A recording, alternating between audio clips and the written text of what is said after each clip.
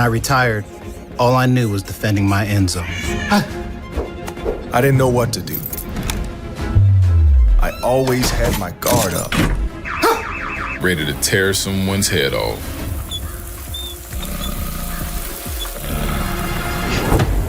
Then I stopped settling for safe-ish and got safe with ADT. With 24/7 monitoring, What's up, Brian? I'm more relaxed than ever. And I don't have my head on the swivel anymore. Oh, a black cat chickadee. I had a whole defensive scheme to keep it safe-ish. Woo! And safe-ish wasn't good enough. Oh, hey! Hey, Bam Bam! What's going on? Because now when it comes to protecting my house, I use ADT. Coming through! No, not in my house! Oh, a cat!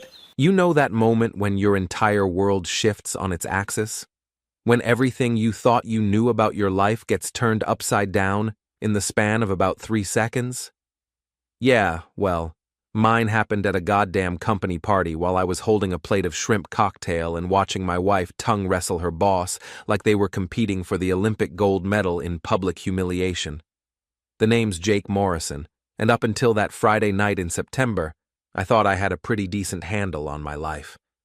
38 years old, owner of Morrison's Auto Repair on the south side of Cleveland, married to Amanda for 12 years, and generally minding my own business. Sure, we'd hit some rough patches lately. What couple doesn't? But I never imagined I'd be standing in some fancy downtown rooftop venue, watching my wife make out with her district manager, while her brother Danny cheered them on from the sidelines. About time she found someone with real money, Danny had whispered to his girlfriend earlier, not knowing I was right behind him at the bar. Jake's garage barely keeps them afloat. Look at Richard's watch, that's a Rolex, baby. Richard Blackstone, the golden boy of Pinnacle Insurance, with his perfect teeth, perfect hair, and apparently perfect tongue technique based on what I was witnessing. The bastard was 42, divorced, and drove a BMW that cost more than most people make in 2 years. And right now, he had his hands all over my wife, while half her office watched and pretended not to notice. The really sick part? Amanda wasn't drunk. I'd been watching her all night, nursing the same glass of wine for 2 hours. This wasn't some alcohol-fueled mistake. This was deliberate, calculated, a public declaration that she was trading up. Jesus, Jake, you look like you've seen a ghost. The voice belonged to Melissa Chen, one of Amanda's co-workers. Pretty girl, maybe 28, with dark eyes that seemed to catch everything. She'd always been friendly to me at these company functions, unlike most of Amanda's crowd who treated me like the hired help. More like I've seen my wife's true colors, I muttered, still staring at the spectacle on the dance floor. Tell me something, Melissa. How long has this been going on? She glanced around nervously, then moved closer. Jake, maybe we should talk somewhere private. How long? I repeated, my voice getting that edge it got when customers tried to bullshit me about what was wrong with their cars. 6 months, she said quietly. Maybe longer. Look, I'm sorry. I wanted to tell you, but what? It wasn't your place? I laughed, but there wasn't any humor in it. You know what's funny? Her brother Danny knew. Hell, half this party knows. The only idiot who didn't know was the husband. On the dance floor, Amanda finally came up for air and looked around. Our eyes met across the room, and for just a second, I saw something that might have been shame flicker across her face. Then Richard whispered something in her ear, and she laughed, that high, fake laugh she used when she was nervous. Jake, Melissa said, touching my arm, what are you going to do? Good question. What do you do when your wife publicly humiliates you in front of 50 people? When her brother stands there grinning like it's the best entertainment he's seen all year? When you realize that the woman you've loved for over a decade has been playing you for a fool? I set down my plate and walked toward the dance floor. The crowd seemed to part like the Red Sea, everyone suddenly very interested in their drinks or the city skyline visible through the floor-to-ceiling windows. Amanda saw me coming and stepped back from Richard, but she didn't look sorry. She looked defiant. Jake, she said, her voice carrying that tone she used when she was about to explain why I was being unreasonable. We need to talk. Yeah, we do, I agreed. But not here. Not in front of your fan club. Richard stepped forward, all smooth confidence and expensive cologne. Look, Jake, I know this is awkward, but Amanda and I— Amanda and you what? I interrupted. Are in love? Are planning a future together? Are going to run away and live happily ever after on your insurance commissions? Jake, don't make a scene, Amanda hissed, glancing around at the crowd that was pretending not to watch every second of this train wreck. A scene? I laughed again, louder this time. Sweetheart, you made the scene when you decided to play tonsil hockey with your boss in public. I'm just the guy who walked into it. Danny chose that moment to swagger over, drink in hand, that smirk on his face that I'd wanted to punch off since the day I met him. Come on, Jake. Don't be a sore loser. Amanda's moving up in the world. You should be happy for her. And that's when something inside me snapped. I'd put up with Danny's crap for 12 years, the snide comments about my blue-collar job, the way he'd borrow money from Amanda and never pay it back, the constant hints that his sister had married beneath her station. But this was the last straw. Happy for her? I said, turning to face Danny fully. You mean happy that she's been cheating on me for 6 months? Happy that she chose to humiliate me in public rather than just ask for a divorce? Or should I be happy that her piece of shit brother knew about it and kept his mouth shut?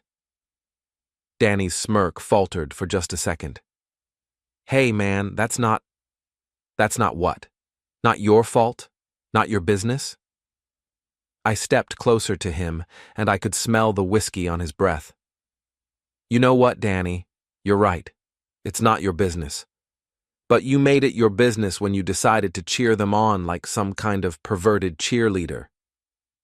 Jake, stop, Amanda said, but her voice sounded far away. All I could see was Danny's face, that entitled expression that said he thought he was better than me because he wore a suit to work and had never gotten his hands dirty in his entire worthless life. You want to know what I think? I said, loud enough that everyone in a 20-foot radius could hear. I think you're a parasitic little weasel who's been living off his sister's guilt for years. I think you encouraged this whole thing because you figured Richard might be good for a few loans when you inevitably screw up your next get-rich-quick scheme. And I think— Danny threw his drink at me. The whiskey hit me square in the chest, soaking through my shirt and filling the air with the smell of expensive alcohol. The crowd gasped, and I heard someone say, "Oh shit," under their breath. For a moment, everything went very quiet. I could hear the jazz quartet playing in the corner, the clink of glasses from the bar, the distant sound of traffic from the street below. And then I started laughing. You know what, Danny? Thank you. Thank you for making this so much easier. I turned to Amanda, who was staring at me with wide eyes. 12 years, I said. 12 years I've put up with your family's bullshit. 12 years I've bitten my tongue every time your brother treated me like dirt. 12 years I've pretended not to notice that you're ashamed of what I do for a living. Jake, that's not true. Isn't it? I pulled out my phone and held it up. Smile, sweetheart. I'm sure this will make a great story for the divorce lawyer. I snapped a picture of her and Richard, who was still standing there looking like a deer in headlights. Then, I turned to the crowd of onlookers. Ladies and gentlemen, I announced, I give you the happy couple, Amanda Morrison and Richard Blackstone, proving that true love conquers all, especially marriage vows and basic human decency. The crowd was dead silent now. Even the jazz quartet had stopped playing. Jake, Melissa appeared at my elbow. Maybe you should what? Leave quietly? Slink away with my tail between my legs? I shook my head. Not this time. I walked over to the appetizer table and picked up the ice bucket that had been holding champagne. It was full of melted ice water and looked heavy enough to do some damage. For a second, I considered dumping it over Richard's perfectly styled head. Then I had a better idea. I walked to the edge of the rooftop terrace, where Richard's precious BMW was parked in the VIP section of the adjacent parking garage, clearly visible through the glass railing. The car was pristine, black as midnight, and probably worth more than my house. "You know what the difference is between you and me, Richard?" I called out, hefting the ice bucket. "I fix things that are broken. You just break things that are working fine." And then I hurled the bucket over the railing. It sailed through the air in a perfect arc and crashed down onto the BMW's roof with a sound like thunder. Ice water exploded everywhere, and I was pretty sure I heard the distinctive crack of glass breaking. The crowd erupted. Some people were laughing, others were gasping, and I heard at least 3 people already on their phones, probably calling security or the police or both. Richard was screaming something about lawsuits and property damage, but I wasn't really listening. I was too busy watching Amanda's face, seeing the exact moment she realized that her quiet, predictable husband had just declared war. "This isn't over," I told her, my voice calm now that the ice bucket had taken the edge off my rage. "Not by a long shot." Then I walked to the elevator, pressed the button, and waited. Nobody tried to stop me. Nobody said a word. They just watched as the doors opened, and I stepped inside. As the elevator descended, I caught my reflection in the polished steel doors. Whiskey-soaked shirt, wild hair, and a smile that probably looked a little unhinged. I looked like a man who had just lost everything and was surprised to discover he didn't really care. The doors opened in the parking garage, and I walked to my truck, a beat-up Ford F-150 that had seen better decades, but still ran like a dream because I knew how to take care of things that mattered. As I climbed in, I could see Richard's BMW in my peripheral vision. The ice bucket had left a sizable dent in the roof, and the rear windshield was spider-webbed with cracks. I started the engine and sat there for a moment, letting the reality of what had just happened sink in. My marriage was over. My wife had been cheating on me for months. Her brother had thrown a drink at me in front of 50 people. And I had just committed what was probably several $100s worth of property damage. But you know what? For the first time in months, I felt completely, utterly free. I put the truck in drive and headed home, already planning my next move. Because Danny and Amanda and Richard had made one crucial mistake tonight. They'd assumed that because I was quiet and hardworking and generally minded my own business, I was also weak. They were about to learn just how wrong they were. The house felt different when I walked through the front door that night. Maybe it was because I knew Amanda wouldn't be coming home. She'd probably spend the night at Richard's place, or maybe crash with one of her girlfriends while she figured out her next move. Or maybe it was because I was finally seeing the place with clear eyes, noticing all the little ways she'd been distancing herself from our life together. The wedding photos on the mantel looked like artifacts from someone else's marriage. Her books were gone from the nightstand. Half her clothes had mysteriously disappeared from the closet over the past few months.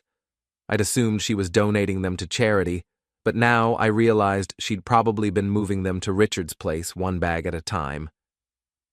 I grabbed a beer from the fridge and sat down at the kitchen table with my phone. 3 missed calls from Amanda, 2 from her mother, and 1 from a number I didn't recognize, probably Richard's lawyer, if the bastard worked as fast as he claimed to. There were also 7 text messages, starting with Amanda's attempts at damage control and escalating to threats about restraining orders and criminal charges. I deleted them all without reading past the first few words. Then I opened up my contacts and scrolled down to a name I hadn't called in 6 months. Mike Torres, my best friend since high school, and the only person I knew who'd understand exactly what I was going through. Mike owned Torres Auto Body on the east side, and he'd been through his own messy divorce 3 years ago when he caught his wife emptying their joint bank account to fund her boyfriend's motorcycle dealership. He answered on the second ring. "Jake? Jesus, man, it's almost midnight. What's wrong?" "Amanda's been cheating on me," I said without preamble. "I found out tonight at her company party, in front of 50 people. Silence. Then, "Ah, shit. I'm sorry, brother. You okay? I threw an ice bucket at her boyfriend's BMW. Mike laughed. A short, sharp bark. Good for you. How much damage? Couple grand, probably. Dented the roof, cracked the rear windshield. Worth it? I thought about Richard's face when he heard the impact, the way the entire party had gone silent. Absolutely. You need a place to crash tonight? No, I'm staying here. It's my house too, at least until the lawyers get involved. But Mike, I'm going to need some help. What kind of help? I took a long pull of beer and stared out the kitchen window at the neighbor's house, where Mr. Peterson was probably already asleep in front of his television, blissfully unaware that the quiet couple next door was imploding. The kind where we make sure Amanda and her piece-of-shit brother learn that actions have consequences. Mike was quiet for a moment. When he spoke again, his voice was careful. Jake, you know I've got your back, but I'm not going to prison for nothing illegal, I said quickly. Nothing that can't be explained away as coincidence or bad luck. But Mike, these people humiliated me tonight. They've been laughing at me for months, treating me like some kind of joke. Amanda's brother threw a drink at me and called me a loser in front of half the city's insurance industry. What do you want to do? I want to return the favor. I want them to know what it feels like to have their dirty laundry aired in public. I want them to understand that just because I fix cars for a living doesn't mean I'm stupid. Mike sighed. All right. But we do this smart, okay? No more ice buckets. No more public scenes. If we're going to screw with these people, we do it right. Agreed. Can you come over tomorrow? I've got some ideas, but I'm going to need your expertise. I'll be there at 10. And Jake? For what it's worth, Amanda's an idiot. You're worth 10 of that insurance, pretty boy. After I hung up, I spent the next hour walking through the house, really looking at it for the first time in months. In the home office, I found Amanda's laptop still logged into her email account. She'd always been careless about security, and apparently cheating on your husband doesn't make you any more careful about covering your digital tracks. The email chain between her and Richard went back 8 months, not 6, like Melissa had said. It started professional enough, discussions about client accounts and policy renewals, but by March it had turned personal. By April, they were exchanging photos that definitely weren't work-appropriate. By May, they were planning weekend getaways and discussing which hotels had the best room service. But the real goldmine was the email chain between Amanda and her brother Danny. That little weasel had been encouraging the affair from the beginning, pushing Amanda to upgrade her life and ditch the grease monkey who was holding her back. He'd even helped them plan their secret rendezvous, providing alibis and cover stories. In one particularly charming exchange from last month, Danny had written, "Jake's too stupid to figure it out anyway. Guy thinks changing oil makes him some kind of mechanical genius. Richard could buy and sell his entire garage without blinking." Amanda's response, "I know, but I feel guilty sometimes. We've been together for 12 years. Danny, guilt doesn't pay for designer handbags, sis. Besides, Jake will probably be relieved. You two have nothing in common anymore." I printed out the entire email chain, 47 pages of betrayal, lies, and casual cruelty. Then I copied everything to a flash drive and deleted the browser history. If Amanda wanted to play games, I'd make sure I had all the cards. The next morning, Mike showed up at exactly 10 o'clock with a box of donuts and a thermos of coffee that could probably power a small aircraft carrier. Mike was built like the boxer he'd been in college.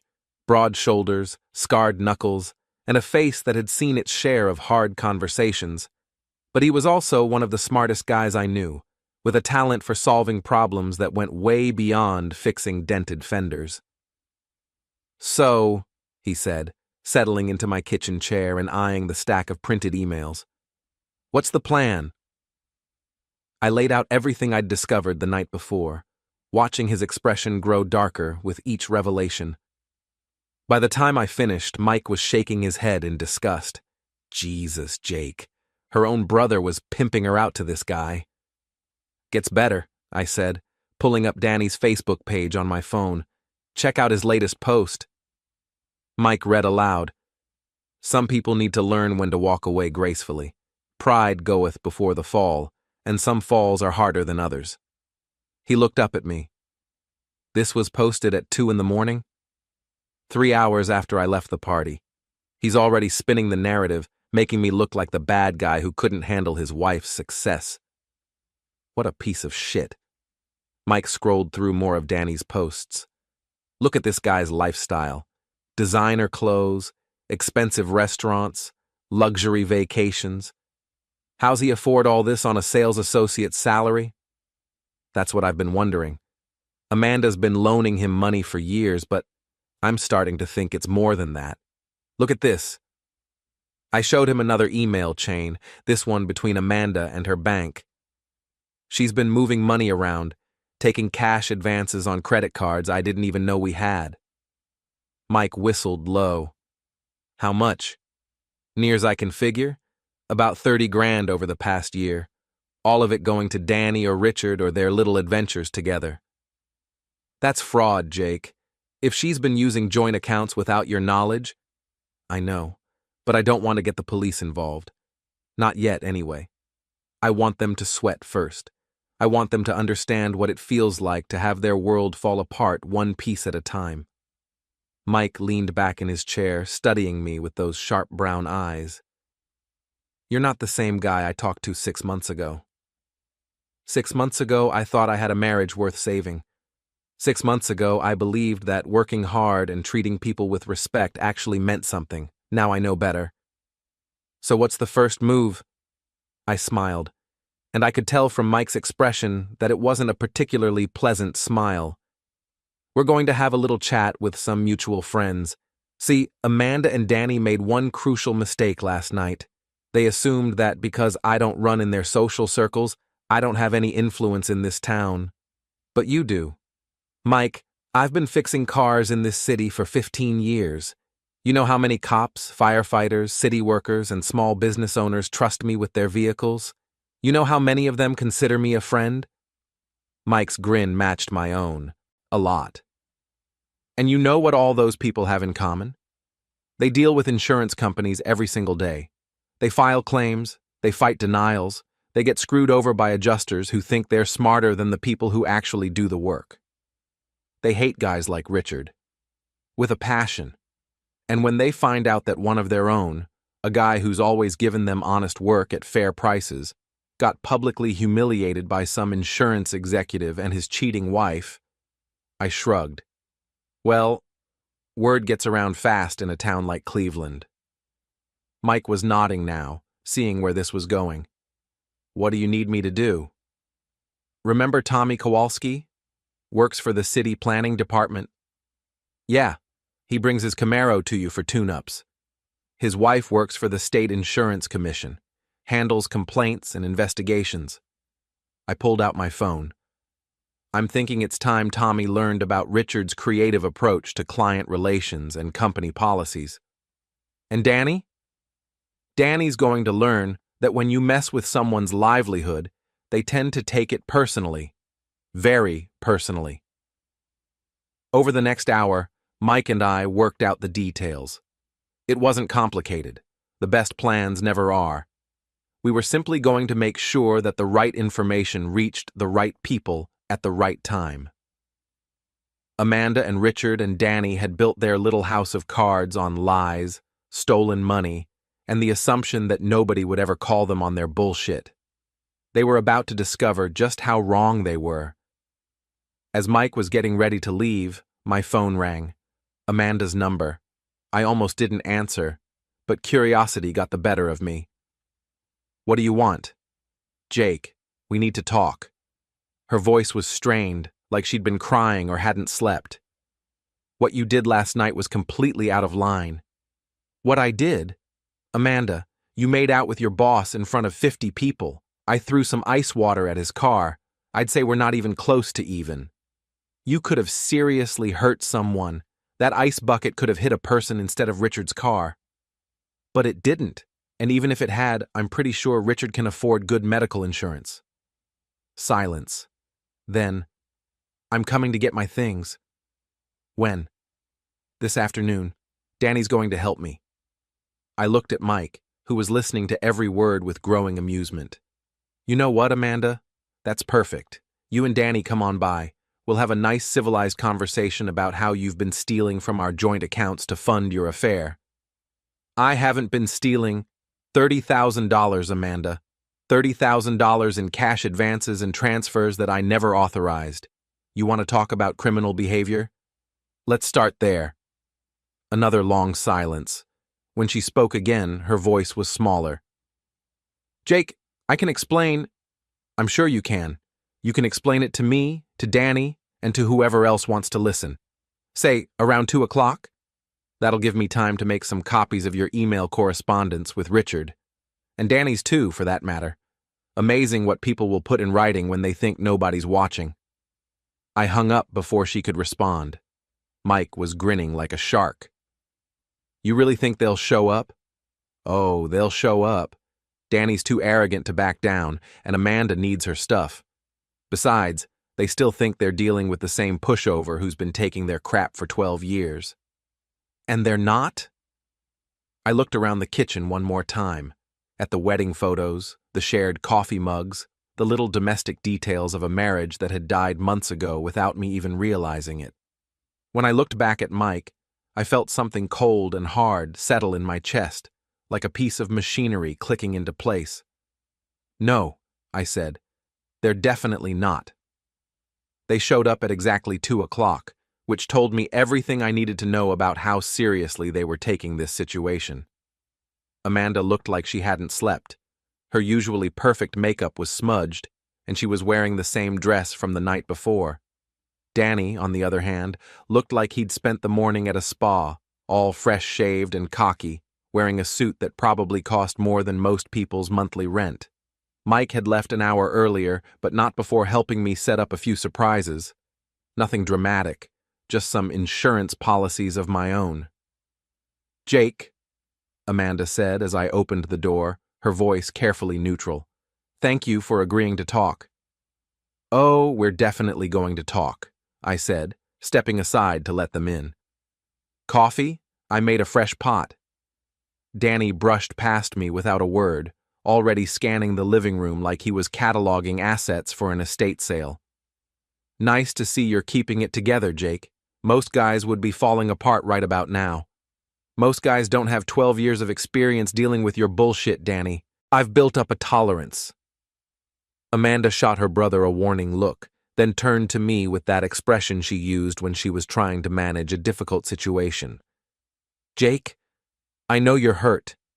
Hurt? I laughed, and Danny's head snapped around at the sound. Amanda, hurt is what you feel when someone cancels dinner plans or forgets your birthday. What I'm feeling is something else entirely. I walked to the kitchen table, where I'd laid out the printed emails in neat stacks. I'm feeling curious. For instance, I'm curious about this email from March 15th, where Danny suggests you accidentally run into Richard at that conference in Chicago, or this one from April 3rd, where he offers to provide an alibi for your weekend getaway to Cedar Point. Danny's cockiness flickered for just a second. You went through Amanda's private emails? Danny, when your sister uses our shared computer to plan her affair, it stops being private. It becomes evidence. Amanda moved closer to the table, her face going pale as she saw the extent of the paper trail. Jake, you don't understand the context. Context? I picked up one of the emails and read aloud. Jake worked late again tonight. Sometimes I wonder if he loves those cars more than he loves me. At least when you touch something, Richard. It responds. I looked up at her. What context makes that okay, Amanda? She flinched like I'd slapped her. I was frustrated. You were always at the garage, and I felt like we were growing apart. So you decided to grow closer to your boss, and your brother decided to help. Tell me, Danny, what did you get out of this arrangement, besides the entertainment value of watching your sister's marriage implode? Danny straightened his tie, trying to regain his composure. Look, Jake, I know you're pissed, but Amanda deserves better than this. He gestured around the modest kitchen, the middle-class house that I'd worked my ass off to pay for. She's got potential. She's smart, ambitious, beautiful. She could be living in a penthouse instead of this suburban prison. Suburban prison, I repeated slowly. Interesting phrase. Is that what you called it when you were borrowing money from our joint account to pay for your designer wardrobe? Or when Amanda was covering your gambling debts with cash advances she took out without telling me? Danny's face went red. I don't know what you're talking about. Sure you don't. I pulled out another stack of papers, bank statements, credit card bills, transaction records. $32,418. That's how much money has disappeared from our accounts over the past 14 months. Want to guess where it went? Amanda sank into one of the kitchen chairs, staring at the financial records like they might spontaneously combust. Jake, I was going to tell you. When? After you'd cleaned out our savings account? After you'd maxed out every credit card we had? Or were you just planning to disappear one night and leave me with the bills? It wasn't like that, she said, but her voice was barely above a whisper. Then what was it like, Amanda? Explain it to me. Make me understand how stealing $32,000 from your husband to fund your affair is somehow justified. Danny stepped forward, and I could see the anger building in his face. You want to know what it was like? It was like watching my sister waste the best years of her life on a guy who thinks changing oil is a career. Amanda's got class, Jake. She's got style. She deserves someone who can match her ambition. Someone like Richard? Yeah, someone like Richard. A guy who wears suits instead of coveralls. A guy who makes real money instead of grubbing around under car hoods all day. A guy who can take her places and show her things instead of spending every weekend in some greasy garage. I nodded slowly, like I was considering his words. You know what, Danny? You're absolutely right. Amanda does deserve someone better than me. Both of them looked surprised by my agreement. She deserves someone who won't steal from joint bank accounts, someone who won't lie to her husband's face for 8 months, someone who won't humiliate her spouse in front of 50 people just to make a point. I looked directly at Amanda. Unfortunately, that someone isn't Richard, and it sure as hell isn't you. Amanda's composure finally cracked. Jake, I never meant for it to happen this way. It evolved. Richard and I started working closely together, and we connected on a level that you and I haven't in years. Connected, I repeated. Is that what we're calling it? Because these emails make it sound more like you were planning to use him as your ticket out of the suburban prison while keeping me around as financial backup. That's not true, isn't it? I pulled out one more email, this one from just 2 weeks ago. Quote, I can't leave Jake until I figure out the money situation. The garage is worth something, and there's equity in the house, but I need to be smart about this. Danny says I should wait until after the holidays to file for divorce. That way I can claim he abandoned me emotionally during the busy season. End quote. The kitchen went dead silent. Amanda stared at the paper in my hands like it was a snake that might bite her. Danny, to his credit, tried to bluff it out. So what? People get divorced every day. At least Amanda was trying to be civilized about it. Civilized? I laughed, and this time there was no humor in it at all. Danny, there's nothing civilized about planning to rob someone blind while lying to their face. There's nothing civilized about using stolen money to wine and dine your boyfriend while your husband works 60-hour weeks to pay the bills you're running up. I never stole anything, Amanda said, but her voice was shaking now. No? What do you call taking cash advances on credit cards without the co-signer's knowledge? What do you call transferring money from joint accounts to pay for hotel rooms and restaurant bills that your husband never sees? I call it taking what I'm entitled to, Danny interjected. Amanda contributes to this household too, Jake. She's got every right to spend that money. On her affair? On whatever makes her happy. And if that's Richard instead of you, then maybe you should take the hint. I set down the emails and looked at Danny. Really looked at him. At the expensive suit, the gold watch, the manicured nails that had never done a day's honest work. at the smug expression that said he thought he'd won something. You know what, Danny? You're right again. I should take the hint. In fact, I should take several hints.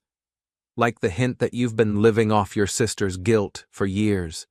Or the hint that you encouraged her affair because you figured Richard might be good for a few loans when your next get-rich-quick scheme falls through. Danny's face darkened. Watch yourself, Jake. Or what? You'll throw another drink at me? You'll call me names in front of your country club buddies? I stepped closer to him, and I could see him tense up. Here's a hint for you, Danny. I'm not the same guy who's been taking your crap for 12 years. That guy was trying to keep the peace for Amanda's sake. But since Amanda doesn't seem to give a damn about peace... Jake, Amanda said nervously, let's just calm down. I am calm, I said, never taking my eyes off Danny. I'm calmer than I've been in months. You know why? Because for the first time in years, I can see the situation clearly. No more trying to be the good guy. No more biting my tongue to keep family harmony. No more pretending that you and your brother aren't exactly what you appear to be. And what's that? Danny asked, his voice tight with anger. Parasites. You're both parasites who've been feeding off my work, my money, and my patience. But here's the thing about parasites, Danny. Eventually, the host gets sick of carrying them around. Danny took a step forward, his hands clenching into fists. You want to say that again? Which part? The part where you're a parasite, or the part where I'm done carrying you? That's when he swung at me. It wasn't much of a punch. Danny had probably never been in a real fight in his life. But it was enough. His fist caught me on the shoulder, more of a push than a hit, but it was assault nonetheless. I didn't hit him back. I didn't have to. Thanks, Danny, I said, pulling out my phone. I was hoping you'd do something stupid. The phone had been recording the entire conversation. Amanda's face went white. Jake, you can't... Can't what? Can't record conversations in my own house? Can't document threats and physical assault? Can't protect myself from people who've been stealing from me for over a year? I stopped the recording and slipped the phone back into my pocket. Actually, Amanda, I can do all of those things. And I just did. Danny was staring at me like he'd never seen me before. You son of a bitch. You set us up. I gave you every opportunity to be honest.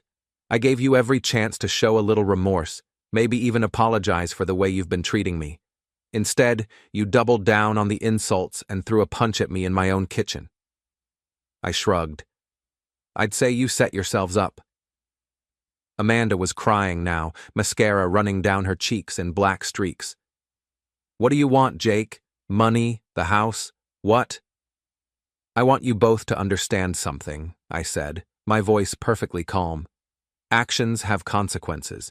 You can't spend 12 years treating someone like garbage and then act surprised when they stop taking out the trash. I walked to the front door and opened it. I want you to leave, both of you. Take whatever clothes you need, Amanda, but everything else stays until the lawyers sort it out.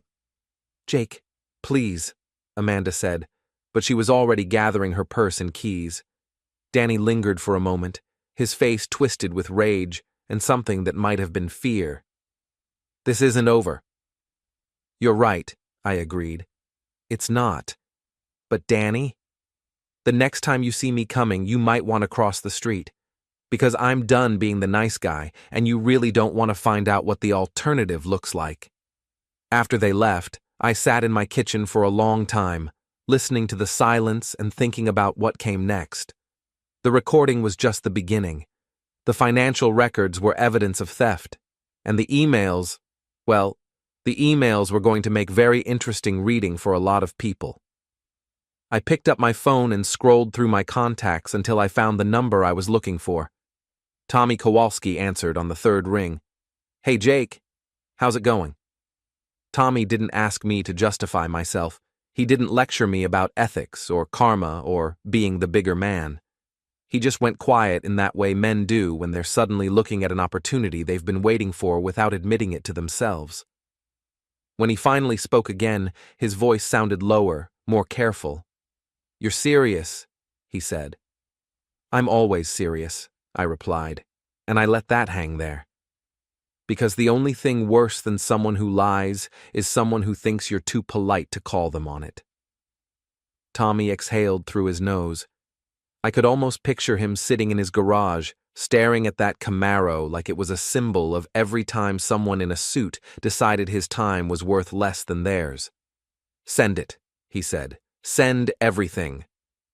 "You'll have it in 30 seconds, I told him. "And Tommy?" "Yeah?" "Don't editorialize," I said. "Don't threaten. Don't rant.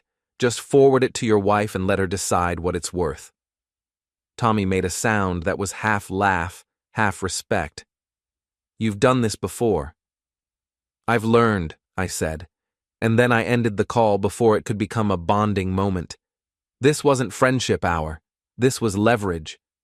I opened my laptop and watched the email thread one more time before I sent it, not because I needed to reread the content, but because I wanted to see the tone again. Richard Blackstone's tone. The smug familiarity. The sense of being untouchable. The careless way he referenced company resources like they were his personal tools. Amanda's tone was worse in a different way, not as arrogant, more desperate, more eager to please, like she thought proximity to power was a substitute for character. I attached the PDF and sent it to Tommy's address.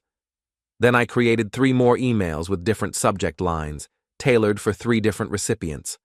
One went to a state insurance investigator whose name I'd pulled from a public directory. I kept it short and clinical. No accusations, no emotional language, just potential misconduct involving senior personnel at Pinnacle Insurance. Attached are records that may indicate misuse of company resources and conflicts of interest. The second went to a local business reporter who had covered Pinnacle's last round of layoffs and knew exactly what kind of story executive misconduct could become. I didn't have to oversell it. I just framed it as what it was: a pattern, a timeline, documentation. The third went to the HR director at Pinnacle Insurance, a woman named Denise Hart, who had built her entire career on not being impressed by expensive titles. The email to her was the most important one, because HR didn't move for morality. HR moved for liability. By the time I hit send on the last email, it was 4:47 p.m. I sat back in my chair and listened to the soft whir of my laptop fan. My apartment was quiet, the kind of quiet that used to make me restless, because quiet meant there was nothing to distract you from your own thoughts. Tonight the quiet felt like a runway. The plane was already in the air. All I had to do was wait for it to reach the moment where gravity took over. My phone buzzed. "Tommy." "She just read it. She's furious. She wants to talk to you." I didn't respond. Not because I didn't care, but because I'd learned a simple rule. Never stand between an angry spouse and the truth. If Tommy's wife wanted to go nuclear, she didn't need me in the blast radius. She needed documents. She had them. My role was done. A few minutes later, another buzz. Unknown number. I stared at it, then let it ring out. If it was Danny, it would be emotional. If it was Richard, it would be arrogant. If it was Amanda, it would be pleading. None of those tones would help me. The only tone I needed now was official, and official comes on letterhead. I walked to my fridge, took out a beer, and cracked it open with a slow satisfaction. The hiss was small, but satisfying, like punctuation at the end of a sentence I'd been writing for months. By 5 o'clock, the first ripple had already started. Denise Hart responded first, because HR professionals don't waste time when someone hands them a potential lawsuit in a neat little package. Her email was exactly 3 lines long. Received. We are reviewing. Do not discuss this matter with any Pinnacle employees. I read it twice and smiled without warmth. That wasn't a request. That was a containment protocol. The second ripple came from the business reporter. His reply was shorter than I expected. Can we talk Monday at 9:30? Off the record. I have questions. That one made me take a slow sip of beer, because reporters don't ask questions unless they already smell a headline. And headlines don't just embarrass executives. They make boards nervous. They make shareholders twitchy. They make companies sacrifice people to protect the brand. Richard Blackstone had spent his whole life acting like he was the brand. Now he was about to learn what it felt like to be expendable. The third ripple didn't come as an email, it came as a call, a different unknown number this time, and something in my gut told me it wasn't random. I answered, but I didn't speak first. A man's voice came through, calm and measured. "This is Investigator Samuels with the State Department. You sent a message regarding Pinnacle Insurance." I stood up automatically, beer still in my hand, because my body recognized authority the way it recognizes heat. "Yes," I said. "I did." "I'm going to ask you some questions," he said. "I'm not making any promises, but I'm opening a preliminary inquiry based on what you sent. Do you have additional documentation beyond the email chain?"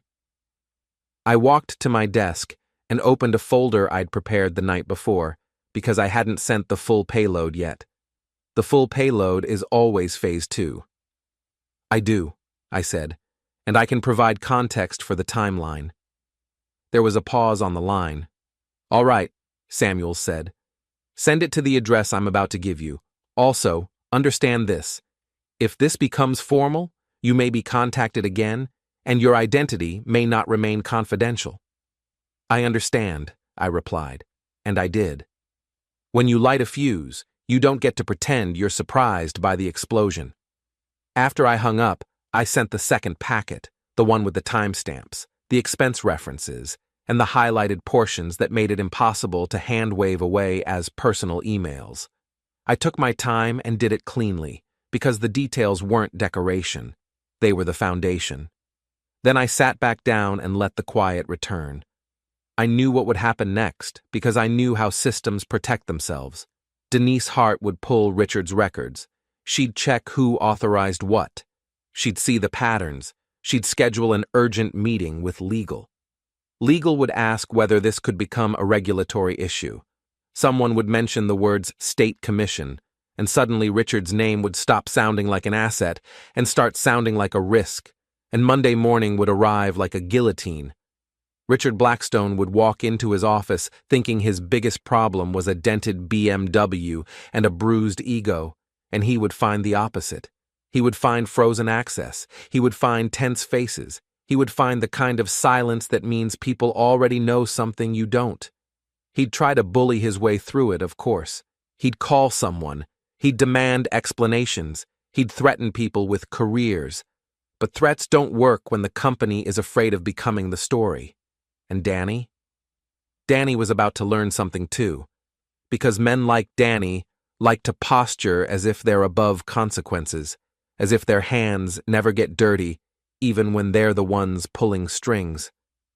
He'd feel safe as long as he could hide behind Richard's title.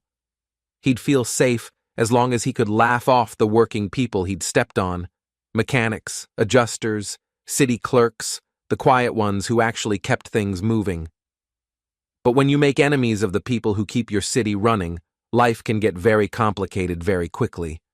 Appointments get delayed, requests get rechecked, paperwork gets misfiled, calls don't get returned. Small inconveniences start stacking into real problems, not because the world is vindictive, but because the world remembers who treats it like it's disposable.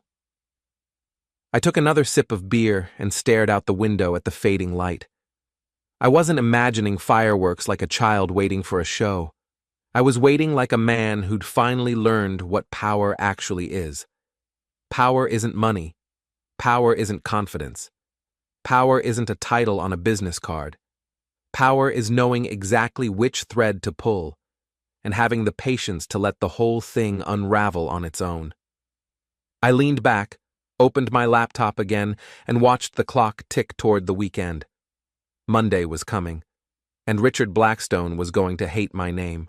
Monday morning arrived with all the subtlety of a freight train, and I was awake to greet it with a cup of coffee and a sense of anticipation I hadn't felt in years. By 7 a.m., my phone was already buzzing with text messages from friends and customers who'd heard various versions of Friday night's drama. Word travels fast in Cleveland's blue-collar community, especially when it involves one of their own, getting publicly humiliated by some insurance executive and his cheating wife. The first real fireworks started at 8:30 when Mike called from his shop. "Jake, you need to turn on Channel 5, right now." I flipped on the television just in time to catch the tail end of a news segment about allegations of misconduct at a major local insurance firm. The reporter, a sharp-eyed woman named Janet Morrison, no relation despite the name, was standing outside Pinnacle Insurance's downtown headquarters. Sources within the State Insurance Commission confirm that they've opened an investigation into claims that a district manager at Pinnacle Insurance may have violated company policy and state regulations regarding client confidentiality and the use of company resources for personal gain. While officials won't comment on the specifics, our sources indicate that the investigation was prompted by a complaint filed over the weekend that included extensive documentation of alleged misconduct. The camera cut to a shot of Richard Blackstone walking quickly through the Pinnacle parking garage, his head down and his phone pressed to his ear. He looked like a man who hadn't slept much over the weekend. When contacted for comment, Pinnacle Insurance issued a brief statement saying that they take all allegations seriously and are cooperating fully with state investigators. The company also announced that District Manager Richard Blackstone has been placed on administrative leave pending the outcome of the investigation. I turned off the TV and called Mike back. "Administrative leave, that was fast."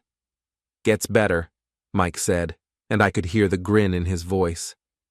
"My cousin Eddie works security at the Pinnacle building.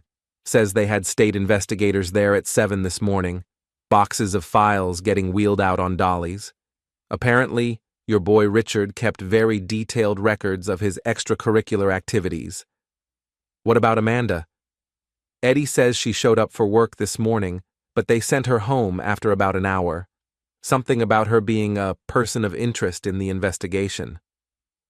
I felt a cold satisfaction settle in my chest. "Good."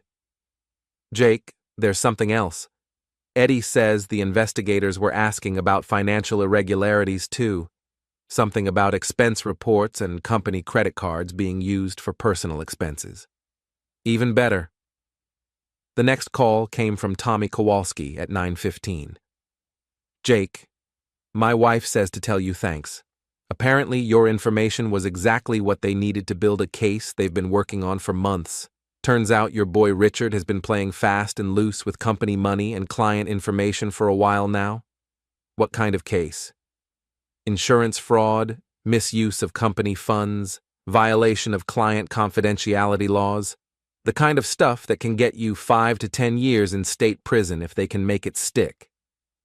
"And they can make it stick? With the documentation you provided?" "Hell yes. My wife says it's the most complete evidence package she's ever seen. Bank records, email correspondence, transaction logs. You basically gift-wrapped a felony conviction for them." After Tommy hung up, I sat back and allowed myself a moment of pure, undiluted satisfaction. Richard Blackstone had spent months treating me like some kind of ignorant grease monkey who was too stupid to realize his wife was cheating. He was about to learn that underestimating people can be a very expensive mistake, but I wasn't done yet, not by a long shot. At 10:30, I drove to Danny's apartment complex, a trendy downtown high-rise that catered to young professionals with more money than sense. I'd been there exactly once before, for a housewarming party that Amanda had insisted we attend. The place had impressed me then with its granite countertops and floor-to-ceiling windows. Now I was more interested in how much it probably cost per month. The doorman recognized me and buzzed me up without question. Danny answered his door in a silk bathrobe and designer pajamas, looking like he'd spent the morning nursing a hangover and a wounded ego. "Jake," he said, his voice carefully neutral, "what are you doing here? Thought you might want to know that your sister's boyfriend got arrested this morning." Danny's face went pale. "Arrested?" "State insurance fraud. Turns out Richard's been using company money to fund his lifestyle for the better part of 2 years. Hotels, restaurants, gifts for his girlfriends, all of it paid for with Pinnacle's credit cards. The state investigators found a paper trail going back to 2019. That's impossible. Richard's got money. He drives a BMW. He's got that condo. Had a condo. The bank foreclosed on it 3 months ago. Turns out Richard's been living on borrowed time and stolen money for a while now. The BMW, leased with company funds, the fancy dinners, company expense account, the weekend getaways with Amanda, all paid for by Pinnacle Insurance. Danny sank into a chair, the color draining from his face. But Amanda said what she needed to say to keep you happy and cooperative. Just like Richard said what he needed to say to keep her happy and cooperative. The only person who wasn't in on the game was me. And that was by design. I walked to Danny's window and looked out at the city skyline. Nice view. Expensive view. How much does this place run you per month, Danny? 3 grand? 4? That's none of your business. It is when my wife's been paying your rent with money stolen from our joint account. I turned back to face him. See, the thing about financial investigations is that they follow the money trail wherever it leads, and Amanda's money trail leads straight to you. Danny stood up abruptly, his bathrobe falling open to reveal boxer shorts that probably cost more than most people's weekly grocery budget. You can't prove that. Can't I? I pulled out my phone and showed him a screenshot of a bank transfer. Amanda Morrison to Daniel Morrison, $1,500 dated 2 weeks ago. Memo line says rent assistance. Want to see the other 23 transfers just like it? Danny stared at the screen like it might bite him. She was helping me out. Family helps family. With stolen money? It wasn't stolen. Amanda has every right to use that money. For legitimate household expenses, sure. But funding her brother's luxury lifestyle while her husband works 60-hour weeks? That's a harder sell, especially when the money came from credit cards and cash advances that were taken out without the co-signer's knowledge. I put the phone away and walked toward the door. You know what the really funny part is, Danny? You spent 12 years telling me I wasn't good enough for your sister. Turns out you were right. I was too good for her. Jake, wait. Danny's voice was desperate now. Look, I know things got out of hand, but we can work this out. Amanda made some mistakes, but she loves you. Amanda loves security. She thought Richard could provide better security than I could, so she traded up. When that fell through, she figured she could come crawling back to her reliable backup plan. I opened the door. Unfortunately for her, I'm not feeling particularly reliable anymore. What do you want? Money? I can pay you back. With what? Your sales commissions? Danny, you haven't held a steady job in 3 years.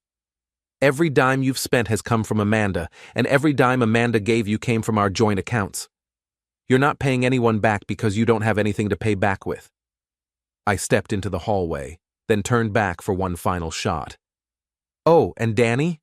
You might want to start looking for a cheaper apartment. Something tells me your sister's going to be a little short on cash for the next few years. The elevator ride down gave me time to savor the look of panic in Danny's eyes. For 12 years he'd treated me like some kind of servant who existed solely to fund his sister's lifestyle and, by extension, his own. He'd mocked my profession, insulted my intelligence, and encouraged Amanda to see me as an obstacle to her happiness rather than a partner in her life. Now he was about to learn what life looked like without his sister's stolen money to cushion the fall. My phone rang as I was walking to my truck. Amanda's number. Jake, please, we need to talk. About what? Your boyfriend's arrest? Your brother's panic attack? Or maybe you want to discuss how you're going to pay back the $32,000 you stole from our joint accounts? I didn't steal anything. But her voice was shaking, and I could hear the fear underneath the defiance. Amanda, the state investigators have copies of every transaction, every email, every receipt. They know about the cash advances, the credit card fraud, the money transfers to Danny. They know about Richard's expense account abuse and your role in covering it up. You're not talking your way out of this one. Silence. Then, in a very small voice, what happens now? Now you get to experience what I've been experiencing for the past 8 months. Except in your case, it's going to be true. You're going to find out what it feels like when people you trusted betray you. You're going to discover what it's like when your comfortable life disappears overnight. And you're going to learn that actions have consequences. Jake, I'm sorry. I know I hurt you, but please. Sorry doesn't pay back stolen money, Amanda. Sorry doesn't undo 8 months of lies and betrayal. Sorry is just a word people use when they get caught. I hung up and drove home, feeling lighter than I had in years.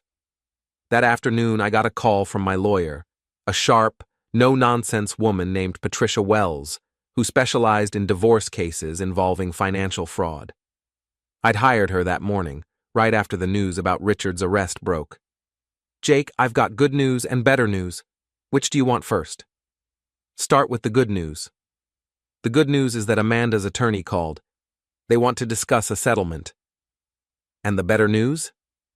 The better news is that with the evidence you've provided and the ongoing criminal investigation, we're negotiating from a position of absolute strength. Amanda's looking at possible criminal charges for fraud and theft. She can't afford a protracted legal battle, and she knows it. What kind of settlement are we talking about? Full restitution of the stolen funds, plus interest and penalties. You keep the house, the garage, and your retirement accounts. She gets her personal belongings and whatever's left of her 401k after the lawyers are paid. And Danny? Patricia laughed, a cold, professional sound. Danny's not your problem anymore, but between you and me, I'd say he's got about 30 days to find a new source of income before reality catches up with him. That evening, I sat on my back porch with a beer and watched the sunset paint the sky in shades of orange and red. For the first time in months, the house felt like home again. Not because Amanda was gone, though that certainly helped, but because I'd finally stopped pretending that I was the problem. My phone buzzed with a text from Mike. Heard about Richard's arrest on the radio. How you feeling? I typed back, like a man who just learned the difference between being nice and being a doormat. And I like the difference. 3 days later, Amanda signed the divorce papers without contest. Richard Blackstone was formally charged with insurance fraud, embezzlement, and violation of state financial regulations. Danny's landlord filed eviction papers when his rent check bounced for the 3rd consecutive month. But the real satisfaction came 2 weeks later when I ran into Melissa Chen at the grocery store. She looked embarrassed when she saw me, like she wasn't sure how to act around the guy whose marriage had imploded in front of half the city's insurance industry. Jake, she said, her voice carefully neutral. How are you holding up? Better than expected, I said honestly. How's work? I heard there were some changes at Pinnacle. Richard's gone, obviously. Amanda, too. They let her go right after the investigation started. The whole district's been reorganized. She paused, then added, I got Richard's job. Congratulations. You'll do better than he did. That's not exactly a high bar, she said with a small smile. Jake, I want you to know what I said at the party about wanting to tell you what was happening. I meant that. I felt terrible watching them treat you that way. I appreciate that, Melissa. Really. But you know what? I'm glad it happened the way it did. If someone had warned me, I might have tried to save the marriage. I might have convinced myself that Amanda's betrayal was somehow my fault, that I could fix things if I just tried harder. And now? Now I know better. Now I know the difference between a partnership and a parasitic relationship.